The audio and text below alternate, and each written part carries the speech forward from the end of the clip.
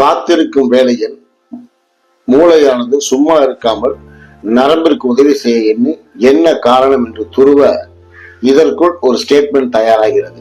அதாவது புண்ணில் இருக்கும் நன்மை செய்யும் பாக்டீரியாக்கள் அப்படியே இருக்கின்றன, காற்றின் மூலம் ஒட்டும் வெளிக்கிருமிதான் இருக்கிறது, புண்ணோடு தோன்றும் எந்த கிருமியும் சாகவில்லை என்று உண்மையை கூற, அப்படியானால் வெளிக்கிருமிகள் சாவது நன்மையா கெடுதலா என்று ஒரு செல் குழு ஆராய்ச்சி செய்ய ஆராய்ச்சியின் முடிவில் ஹோ என்று குதிக்கிறது.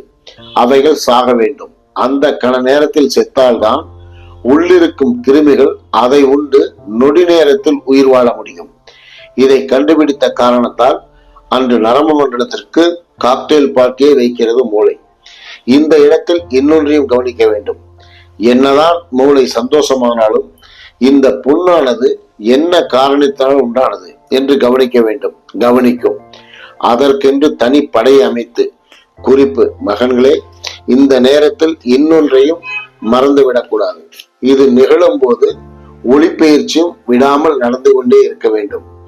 அப்படி ஆராய்கையில் கீழே விழுந்து காயம் வெட்டுக்காயம் போன்றிருந்தால் ஆபத்தில்லை. தீக்காயம் என்றால் மிகவும் ஆபத்தில். தீக்காயத்திற்கு மட்டும் வெளிக்கிருமிகள் அண்டுவதே இல்லை. அண்டினாலும் அடுத்த நொடியே இறந்துவிடும்.